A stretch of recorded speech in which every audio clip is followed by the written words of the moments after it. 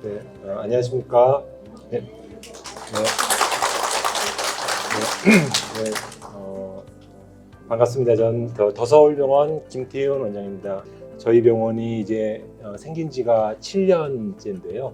이 지역 속에서 좀 더 자리 잡을 수 있도록 이렇게 좀 더 노력하는 병원이 되도록 하겠습니다. 저는 병원에서 무릎하고 어깨를 주로 담당하고 있습니다. 그래서 오늘은 제가 무릎에 대해서 설명을 드리도록 하겠습니다. 그래서 많이들 무릎 관절염에 대해서는 TV에서도 그렇고 인터넷에도 그렇고 주위에서 많이 들어보셨을 겁니다. 그래서 특별히 새로운 지식이나 이런 거가 많지는 않습니다. 하지만 이제 그동안 들어오셨던 거를 한번 다시 정리해 보시고 궁금하신 거 있으면 이 자리에서 더 많이 질문해 주시면 가능한 한 아는 한도 내에서 답변 드리도록 하겠습니다. 제목을 100세 시대 내 소중한 무릎 관리법으로 했습니다. 이제 주위에 보시면은 제가 레지던트 때만 해도 오시는 환자분들이 70대 초반, 중반 그때 이제 무릎 수술하시면은 한 15년, 20년 쓰신다. 그래서 한 90세 정도 쓰시면 되겠네요. 이렇게 말씀드렸는데 지금은 이제 그렇게 말씀 못 드립니다. 이제 70대 수술하셔도 앞으로 30년은 쓰셔야 된다. 그렇게 말씀을 드리고요. 그래서 이제 무릎 기술도 치료 방법도 많이 좋아져 가지고 옛날에는 이제 인공관절 동의서 받을 때 요거는 이제 15년 평균 씁니다 말씀드렸는데 요즘은 25년 쓴다고 말씀드리고 평균 그거 이상도 더 쓰신다고 말씀드리고 고관절 같은 경우는 수술 받으시면 평생 쓴다고 말씀드립니다. 그래서 이제는 치료의 기준이나 방법 같은 것들이 많이 달라졌습니다. 그래서 이제 무릎 관절염이 관절염이 제일 흔하고 제일 주위에서 많이 접하시죠. 이제 해외 같은 경우는 이 고관절 관절염도 있는데 우리나라는 이제 무릎 관절염이 제일 흔합니다. 그래서 특히 아시아 우리나라에서 많은 이유가 동양 사람들은 이 쪼그려 앉는 걸 많이 합니다. 바닥 생활, 양반 자세하고 반일하고 애 볼 때도 이렇게 막 바닥에 앉아서 보고 그래가지고 무릎을 많이 굽히는 자세가 무릎에 제일 안 좋습니다. 그래서 무릎 수술한 분들도 될 수 있으면 의자 생활, 침대 생활 하시라고 하고 바닥 생활 하지 마시라고 하는데 그래서 그런 생활 습관 때문에 특히 우리나라, 아시아, 동양권 절하고 이런 데서 많고요. 그래서 이제 무릎은 다 아시겠지만 뼈가 세 개로 이루어져 있습니다. 이 허벅지뼈, 종아리뼈, 덮개뼈 세 가지로 이루어져 있고요. 무릎은 굽혔다 폈다 하죠. 그래서 이제 어깨는 굽혔다 폈다도 하지만 돌리기도 하고 옆으로도 하고 다 움직이지만 무릎은 주로 굽혔다 폈다만 합니다. 무릎은 비교적 그 운동이 복잡하지 않고 단순합니다. 그래서 여기 보이시는 게 정상 무릎, 오른쪽에 보이시는 게 관절염 무릎입니다. 여기 보시면 하얀 게 연골인데요. 연골에는 신경이 없습니다. 연골은 우리가 바늘을 콕콕 찔러도 안 아파요. 몰라요. 하지만 주사 맞다가 무릎 뼈를 딱 건드리면 화들짝 놀라죠. 전기골이 그냥 아파요. 굉장히 아파요. 그러니까 뼈에는 신경이 굉장히 많고 연골에는 신경이 하나도 없어요. 그래서 가끔 저희가 무릎 주사 놓다가도 꽉 소리 지르시는 분 계신데 주사 맞다가도 뼈 건드리면 그렇기 때문에 연골이 덮여 있을 때는 아픈 거 모르고 잘 지내다가 나이 드시면서 연골이 닳아서 없어지고 얇아지고 떨어져 나가고 해서 뼈가 드러나기 시작한다. 그럼 그때부터는 딱 걸을 때 그 신경 많은 뼈가 딱 닿는 거죠. 그러니까 시큰댄다고 말씀드리죠. 굉장히 아프십니다. 많이 심한 분들은. 안 겪어본 분들은 모릅니다.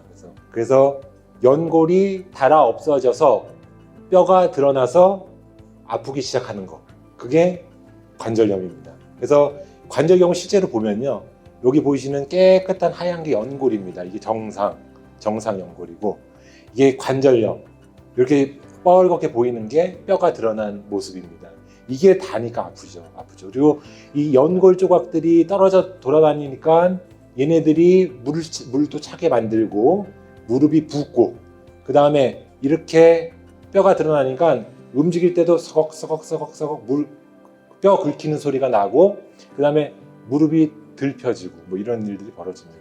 관절염의 증상 당연히 걸을 때 아프신데 많이 진행하면은 평지에도 아프신데 초기에는 계단 올라갈 때 내려갈 때 아니면은 앉았다 일어날 때 좀 아프다가 좀 걸으면 나아지고 그게 이제 초기 증상이고 그게 더 진행하면 조금만 이제 평지만 걸어도 아픈다는 상태가 되시죠. 그 다음에 아프진 않은데 무릎이 조금 덜 펴지는 분들이 계세요. 바닥에 앉아서 무릎을 쭉쭉 펴는데 이 오금이 땅에 안 닿아요. 그것도 관절염의 시작의 사인입니다. 아니면은 예전이랑 다르게 무릎이 쪼그려지지가 않아요. 이렇게 하는데 덜 구부러지는 것 같아요. 그런 것들도 관절염의 시작의 소견이고, 그다음 물 차는 거 아시죠? 삼출, 물 차는 거. 또 서걱서걱 소리 나는 거. 그다음에 관절의 변형, 오다리 아시죠? 뭐 다 오다리 다 아시죠? 관절 있으신 분들은 할머니들 보면 이제 요러고 많이 다니시고, 가끔씩 안짱다리인 분들도 계세요. 이런 분들도 계시고. 그래서 걸을 때 뒤뚱뒤뚱 이렇게 흔들면서 걸으시고, 그런 것들이 관절염 증상입니다. 요게 이제 엑스레이 사진인데 다들 병원 다녀보셨으면 아셨을 거예요. 그래서 요 윗뼈와 아랫뼈 간격이 점점 갈수록 좁아지죠. 여기는 왜 그러면 엑스레이에서 뼈와 뼈 사이가 왜 들떠 있느냐? 요 들떠 있는 자리에 뭐가 있을까요? 연골. 아시죠? 연골은 엑스레이에 보일까요? 안 보일까요? 안 보여요. 그러니까 안 보이는 연골이 여기 차 있으니까 무릎이 들떠 있는 것처럼 보이죠. 연골이 닳아 없어지면 없어질수록 간격은 점점 좁아져서 뼈끼리 닿는 단계에 가면 여기 또 뭐가 보이냐면 뼈 색깔을 보세요. 뼈 색깔이 여기는 약간 회색 거뭇거뭇한데 갈수록 점점 하얘지죠. 우리 몸의 뼈는 충격을 받을수록 딱딱해집니다. 손가락도 관절염 생기면 이렇게 뼈 자라고, 관절염이 많이 온 분들 수술할 때 보면 이 부분이 딱딱합니다. 굉장히 톱으로 잘라야 되는데 안 잘라져요. 너무 딱딱해요. 그러니까 우리 몸의 뼈는 자극을 받을수록 점점 딱딱해진다. 그래서 이렇게 하얘진다. 이런 소견이 보이는 게 관절염 소견입니다. 이건 아주 심한 사람이죠. 굉장히 불편하겠죠. 이렇게 무릎 사이가 좁아지니까 무릎은 점점 휘게 됩니다. 그래서 무릎이 이제 통증, 관절 운동 제한, 변형 이런 것들이 관절염에 있는 분들의 증상이고요. 이제 우리가 될 수 있으면은 이제 치료를 해서 좋아져야 되는데 수술 받기가 싫죠. 뭐 수술 좋아하시면 어디 있습니까? 저는 어떻게 수술 안 하고 좋아질 방법이 없습니다. 많이 물어보십니다. 그래서 어느 단계까지는 하고 어느 단계가 넘어서면 수술하셔야 되는데, 인공관절 아까 1단계, 2단계, 3단계, 4단계 따지면 3단계까지는 비수술적 방법을 쓰지만 4단계, 아까 끝에 뼈가 딱 닿고 하얘져 있는 그 단계가 되면은 그때는 이제 수술을 하셔야 될 단계라고 말씀을 드립니다. 지금 설명드린 대로 관절염은 퇴행성이고, 저희가 이거 관절염 약 드시고 주사 맞으시고 물리치료 잘 받으시고 운동 열심히 하시면 관절염 날 수 있습니다. 다 낫습니다. 이렇게 말씀드리면 참 좋겠습니다. 근데 우리가 모든 제가 앞서 말씀드린 질병과 마찬가지로 퇴행성 질환, 만성 질환은 관리입니다. 관리. 내가 관절염이 있더라도 안 아프고 지내고, 관절염이 있더라도 생활하는데 불편함 없고, 그게 목표고, 저 연골을 다시 생기게 한다거나 휘어진 무릎을 다시 펴지게 한다거나 그렇게 돌아오는 방법은 아직은 없습니다. 비수술적 치료의 목표는 관절염을 없애는 거가 아니고, 안 아프고 기능이 좋아지고 진행을 늦추고 하는 게 목표입니다. 근본 치료 아직은 없습니다. 그래서 비수술적 치료 방법 제일 처음에 하는 게 생활습관 교정, 약물 치료, 물리 치료, 주사 치료 이렇게 있습니다. 1번 체중 조절, 이건 많이 들어보셨죠. 그래서 제일 어렵지만 제일 효과가 좋은 겁니다. 우리 체중이 1kg만 줄인다. 1kg만 줄이면 내 무릎은 5kg를 짐을 덜어요. 다시 말해서 내가 살이 1kg만 쪄도 내 무릎은 5kg를 더 들어야 돼요. 왜냐? 이 무릎은 한 다리로 걷거든요. 한 다리로 걷기 때문에 두 다리로 서 있으면은 나눠서 지는데 되게 걸을 때 한 다리씩 걷잖아요. 그렇기 때문에 한 곳에 무게가 집중되고 또 무릎을 쪼그려야 되기 때문에 내가 조금만 무게가 늘어나도 무릎은 바로 반응을 합니다. 그래서 체중을 1kg라도 줄여야 된다. 운동을 해서 줄이던 식이요법을 해서 줄이던 사실 그게 제일 어렵지만 제일 효과적인 방법이다. 그 다음에 계단, 비탈길 될 수 있으면 에스컬레이터, 엘리베이터 이용하시고 운동하실 때는 얕은 언덕이나 평지 정도를 하시지 운동하신다고 계단 물론 무릎이 안 아프신 분들한테 계단 오르기는 굉장히 좋은 운동입니다. 하지만 무릎이 아프신 분들은 굳이 계단 말고 그냥 평지나 얕은 언덕 그 다음에 침대 생활, 의자 생활 하셔야 되고 근력 강화 운동 하셔야 됩니다. 그래서 이렇게 배가 나오신 분들은 다이어트를 하셔야 된다는 거예요. 그 다음에 계단, 양반다리 앉기, 무릎 꿇고 해보는 거, 쪼그려 앉아서 빨래하고 세수하고 마시고 요거는 안 하시는 게 좋습니다. 우리가 서 있을 때보다 무릎을 쪼그리면 그 압력이 4배, 5배 올라갑니다. 그렇기 때문에 될 수 있으면 습관을 소양식으로 바꾸셔야 된다는 거. 그럼 무슨 운동 하느냐? 제일 좋은 거는 수영인데요. 수영이 쉽지가 않죠. 아쿠아로빅도 좋고 수영도 좋고 하실 수 있으면 그게 좋고요. 집에서 하실 제일 많이 권하는 게 실내 자전거입니다. 실내 자전거. 왜냐? 근력 운동을 하지만 체중 부하를 안 해요. 몸무게를 안 디디고 운동하기 때문에 무릎에 부담이 줄어들면서 근력을 키울 수 있는 아주 좋은 운동입니다. 실내 자전거. 누워서 다리 올리는 거나 아니면 앉아서 다리 쭉 뻗고 5초간 힘줬다가 내리고 쭉 힘줬다가 내리고 레그 익스텐션 있죠? 이런 거 아니면 까치발 쓰는 거 이런 것들 할 수 있는데 너무 복잡한 거 하지 마시고 그 얕은 언덕이나 평지 같은 거 하루에 1시간 정도씩 걸으시는 거 그게 좋습니다. 집에서는 이제 이런 다리 드는 운동 같은 거 하실 수가 있고요. 그 다음에 무릎에서 쓰는 진통제는 당연히 이제 소염 진통제들입니다. 소염, 염증을 가라앉히고 진통, 통증을 완화시키는 약입니다. 그래서 드시면은 통증도 덜어주고 진통도 완화되기 때문에 또 요즘은 좋은 약들이 많이 나와서 몇 달씩 드셔도 크게 부담이 안 가는 약들이 많습니다. 그렇기 때문에 매일 드시지 않더라도 아플 때는 드시면서 그렇게 관리하면서 지내셔도 큰 무리 안 가고 좋습니다. 물론 가끔 이제 드시다가 속이 쓰리다 아니면 손발이 붓는다 그런 분들이 계세요. 그래서 그런 분들은 약을 바꾸기도 하고 하는데요.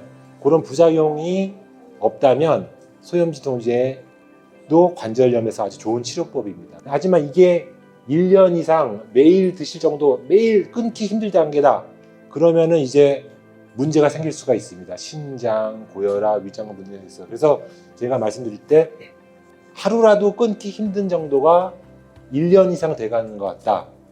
그러면 그건 이제 수술하실 때가 되는 겁니다. 소염진통제를 1년 이상 드시면은 위험이 좀 많습니다. 물론 드시다 말다 그러면 상관없는데 매일 드시는 분들이라면 가급적이면 1년은 안 넘기시는 게 좋습니다. 소염진통제도 적당히 조절해 가면서 쓰셔야 된다. 그 다음에 뭐 물리치료죠, 물리치료. 그래서 찜질하고 그러면은 이제 통증을 완화시키고 보조기 많이 차시는데 보조기 차시면은 일시적으로는 도움이 되는데 이제 오래 차고 다니시면은 다리 근력을 약화시킵니다. 근력을 약화시키기 때문에 많이 아플 때 잠깐 차다가 걸어 다닐 때 집에 오면 또 풀다가 많이 아픈 날 있죠. 그런 날은 차시는 게 되는데 종일 차고 다니시는 거는 바람직하지 않다. 그 다음에 이제 저는 안 봤는데 이제 케이블 TV에 많이 나오잖아요. 그죠? 그래서 글루코사민, 콘드로이친, 보스웰리아, 뭐 초롱이, 홍합 많이 있습니다. 그래서 많이들 물어보십니다. 이거 먹으면 좋냐? 이거 뭐가 좋냐? 물어보시는데 이제 그냥 저는 이제 그렇게 말씀드립니다. 이제 영양제라고 생각하고 드시면은 드셔도 됩니다. 우리가 비타민 먹고 칼슘 먹을 때 아, 비타민 오늘 먹었으니까 오늘 막 힘이 솟겠지 이러지 않잖아요. 비타민 드시고 그 다음에 드시면은 도움은 됩니다. 그리고 누가 이제 사주면은 그거 버리지 말고 다 드시고. 그런데 내 돈 주고서 이렇게 막 사 먹을 정도는 저는 아니라는 생각입니다. 그래서 뭐 드시면 좋은데, 그래서 그 광고도 보면요, 이 약을 먹으면은 연골이 생겨납니다 이런 게 아니라 기능이 향상됩니다, 통증이 완화됩니다, 그런 식으로 합니다. 무슨 얘기냐, 우리 소염진 통제 있잖아요, 그 역할이에요. 그러니까 덜 아프게 해드리고 염증 좀 가라앉히는 역할들이니까 하면 좋아는 지죠. 하지만 거기서 뭐 관절 성분을 먹으니까 연골이 쑥쑥 생겨나고 관절을 먹으니까 무릎이 뭐 다시 젊은 무릎, 그러면 좋겠지만 이제 그건 아닙니다. 그렇기 때문에 영양제, 약한 진통제, 약한 소염제, 그렇게 생각하고 드시면 되고요. 그 다음 주사치료. 이거는 뭐 많이 맞아보신 분 계시죠? 연골 주사라고 하죠. 연골 성분 히알루론의 액체 성분은 윤활 작용, 무릎을 부드럽게 합니다. 아까처럼 연골이 닳아서 긁히는 소리 나고 아프고 그런데 부드럽게 기름칠 해주고, 그 다음에 염증 가라앉는, 아까 뭐 물 차고 이런 것도 가라앉히는 두 가지 역할을 합니다. 그래서 주사 맞으면은 보통은 한 3달, 4달 정도 편해지시는데, 나라에서는 연골 주사는 6개월에 한 번 맞아라 이렇게 정했습니다. 보통 효과는 한 3, 4개월 갑니다. 그래서 3, 4개월 되면 다시 조금 아파오세요. 그때쯤 이제 중간에 와서 보험 아닌 걸로 맞든지 아니면 뭐 추가로 해서 이렇게 맞기도 하세요. 그래서 그러면 내가 이거 연골 주사 맞으면은 관절염 치료가 아닙니다. 하지만 이렇게 주사 맞으시면서 약을 덜 먹으면서 안 아프고 지내시면 그게 치료입니다. 그래서 그렇게 연골 주사도 많이 도움이 되고 많이 쓰는 그런 치료입니다. 그 다음에 이제 여러분들 싫어하시는 뼈 주사, 스테로이드 주사 맞으면 큰일 나죠. 하지만 스테로이드만큼 환자분들 생각과 의사 생각이 다른 약이 많습니다.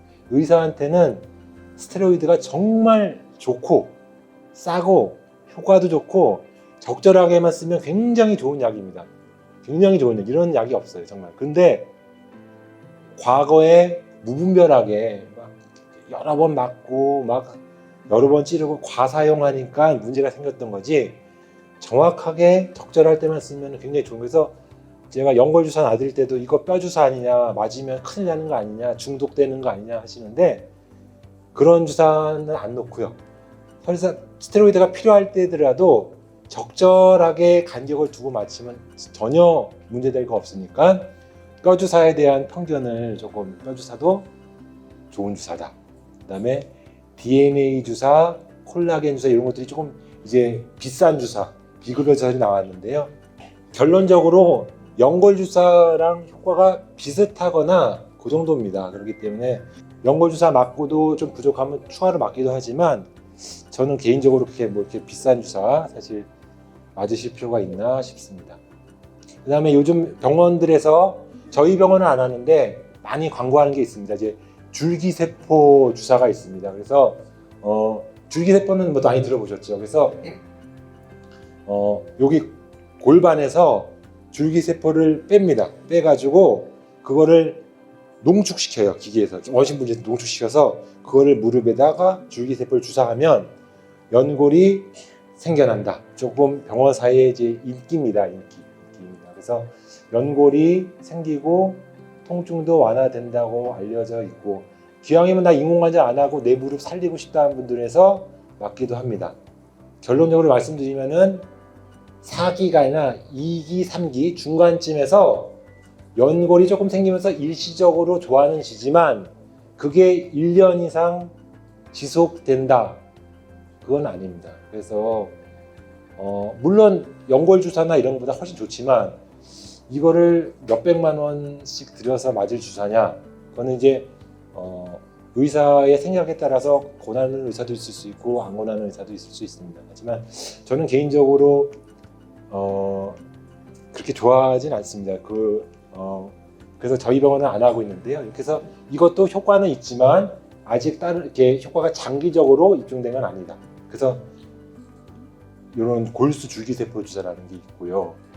마지막으로 수술입니다. 수술. 다들 하기 싫은 수술. 무릎 관절 수술은 여러분 다 아시는 인공관절 그거 있고, 그 다음에 두 가지만 더, 요것도 이제 들어보셨을 수도 있지만 교정절골술, 근위경부 절골술이라고 해서 관절염이 왔는데 아직 젊어, 아직 70대가 안 되셨고 관절염이 요 안쪽에만 온 분들, 안쪽에만, 그 분들은 오다리를 교정하면, 오다리를 이렇게 되어 있는 오다리를 교정하면 아픈 게 좋아지고 연골이 다시 조금씩 생겨나고 무릎이 좋아져요. 그러니까 저는 환자분들한테 인공관절은 자기 무릎을 제거하고 세는 건 있는 거지만 이 수술은 자기 무릎을 살리는 수술이라고 말씀드려요.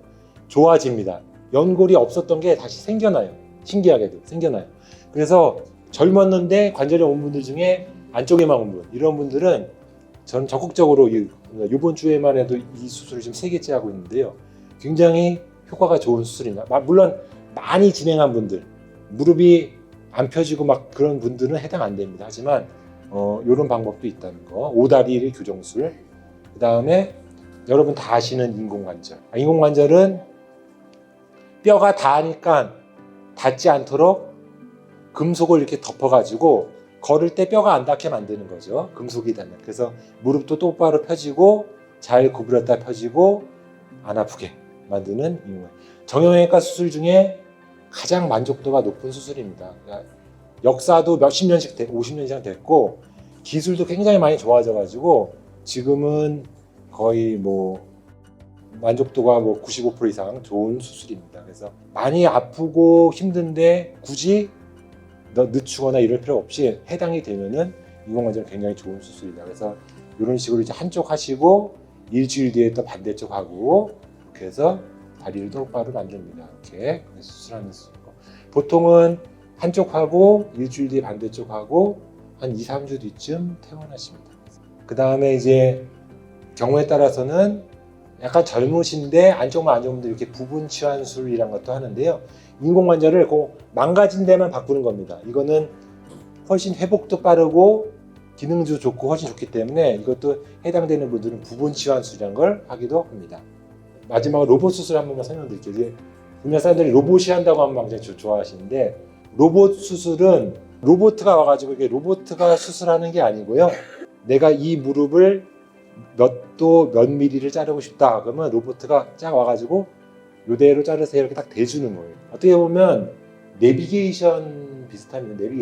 내비게이션이 운전해 주는 게 아니잖아요. 이쪽으로 가세요 하면 이렇게 하잖아요. 그래서 그 정보를 제공해 주는 저런 기계들이 와가지고 여기 요만큼 자르세요 대주면 사람이 자르는 겁니다. 옛날에는 의사의 감으로 수술했는데 요즘 이제 정확히 1mm 차이로 정확히 수술할 수 있게 돼서 덜 째고 피도 덜 나고 결과도 더 좋다고 알려져 있습니다. 그래서 이런 것들이 정형외과 쪽에서는 많이 기술들이 발달돼 가지고요. 예전보다 더 기능도 좋아지고 회복도 좋아지고, 그래서 인공관절 수술하면은 평생 수명 대개 다 쓰실 수 있는 그런 상황이 돼 있습니다. 그래서 쓰실 수 있는 그런 상황이 돼 있습니다. 그래서 인공관절에 대해서 이제 설명을 드렸고요. 혹시 뭐 궁금하신 거 있으면 질문 2개만 받도록 하겠습니다. 혹시 궁금하신 거 있으신가요? 네. 어느 것이 제일 좋냐? 처방 없이 살 수 있는 거는 미국에서도 그렇고 우리나라에서 1번으로 고른 게 타이레놀입니다. 타이레놀이 1번으로 제일 많이 쓰는 진통제고요. 그게 안 되면 그때 처방받는 소염진통제를 드시는 건데, 보통 이제 세레브렉스라는 게 있습니다. 그게 이제 굉장히 순하고 오래 먹어도 사실 부담이 덜 가는 건데, 소염진통제가 조금 대동소이합니다. 비슷비슷해가지고요. 어느 병원 가나 먹는 약은 거의 다 비슷합니다. 뭐 여기만 쓰는 비법이 있느냐 그런 건 없습니다. 그래서 타이레놀, 소염진통제, 또 트라마돌이라고 진통제가 있고요. 파스 이런 게 있죠.